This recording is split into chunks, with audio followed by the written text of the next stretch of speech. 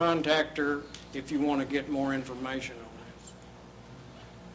Now, all these are tournament guys, but we've done UT surveys that the commission approves the budget on, probably reluctantly every year. But this is some of the information we get from it, and that's the percent of tournament anglers that there are in reservoir fisheries. Although it has increased over this time period, it's still less than 20% of reservoir anglers. Now, on post-release mortality studies, in 6-day studies post-release, the average mortality was 30%. But when you look at individual studies, and these aren't necessarily smallmouth studies, in fact, most of them aren't because there just aren't that many smallmouth fisheries like Norris around. You can see that it ranges as high, in one study done here in Tennessee several years ago, 93%. I think most of the tournament folks have improved their practices since this was done, because you can see it's 88 and 89. Lake Fork, with the highest slot on bass fisheries in this country, still has tournaments.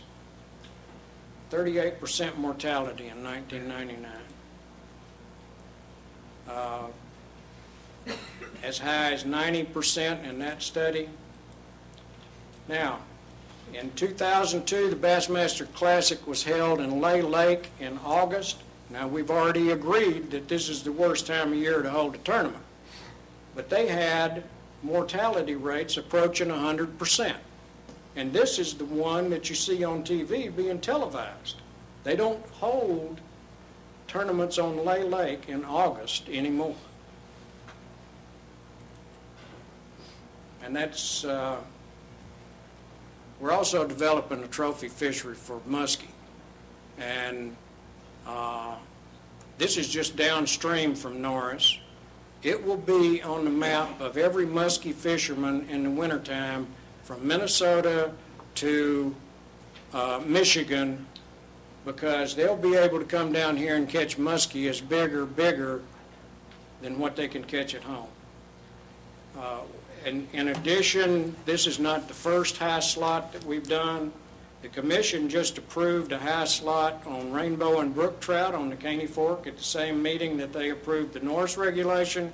They also approved a high slot on Cordell Hull for largemouth bass, which we met with the Smith County Commission on, and they were totally opposed to it. And I invited them to come to this commission meeting because it was the closest one they had, closest meeting to where they live from. And apparently they were satisfied with the presentation and what the results could be. Dale Hollow we've had on for a long time, and everybody's aware of what that is. A South Holston high slot on brown trout, we've had that for even longer than we've had Dale Hollow. These are, the trout fisheries are or will be recognized nationally and will draw anglers in from all over the country, as will the Norris regulation. We have a history of producing these fisheries that are high-quality fisheries, and I'd stake my career on this Norris. And what we told the advisory committee, and they'll tell me if I'm stretching it here, this will be the smallmouth fishery in the nation. The reservoir biologist in Region 4 thinks that. I think that. Bobby Wilson, assistant chief, thinks that. Paul Shaw, the creel clerk, thinks that. We're convinced that this will be the smallmouth bass lake in the United States. It does take time to develop. Yeah. As you saw from the data on Dale Hollow, on the 18-inch length limit on Norris, we were shocked that within the very next year, we had fish growing up to a higher size. The growth rate's great. The survival rate's good. You can, in 4 years, we had maxed that thing out. It was at the best it could be. And there's no reason why those same fish won't get bigger and get older if given the opportunity. The problem is, as you can see, they get cropped off. Thank you, Bill. Does any of the commissioners have any questions or anything? Yes, sir. Could you come up to the microphone, introduce yourself? Yes. My name's Mike Belton. I live in Follet, and I fish like everybody else. And we're dead against the slot. How much money does the 5 counties bring in to TWRA for the bass fishing? I have no idea. We don't have any data on that. Do you have any idea of what kind of data you're going to have if we kill this tournament fishing? And there's not going to be as many people fish. There are going to be some of us fish, but there's not going to be as much fishing. So how much do you plan on losing? Well, we didn't have any information on this until our videographer back here, Todd Mazaris, went to Dale Hollow Lake and started interviewing folks like the head of the Chamber of Commerce, the One Stop Bait Shop owner, and the county mayor, and found out that those people felt like Dale Hollow was surviving in an impoverished county because of the high slot limit. We have that on videotape. We've showed it to the commission. That's the videotape you heard mentioned earlier, and we'd be glad to show it to you guys. In fact, I heard that you guys had it available at that meeting. Well, I guess the question is to people that own the store that we stop at and get $60 worth of gas, $5 worth of sausage and biscuits, pops, and all this stuff. They're not going to be there. So how long do they wait before all this tourism comes in to offset the money that they're losing? Well, let me give you...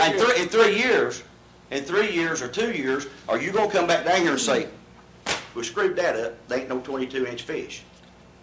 Now, in a year, according to www.tennesseefish or TWRANEGUS.com, those 5 counties brought you in $1.1 million.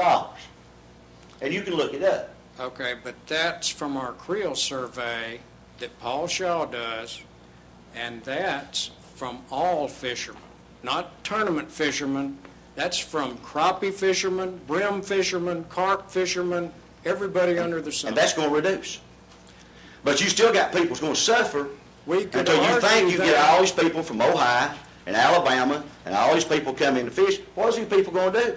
We could argue that till the cows come home, but the reality is, in the real data, that there's a tourism dollar, none of which this agency get. All we get is an out-of-state license fee, which is minimal compared to that $474.1995 like on Lake Fork.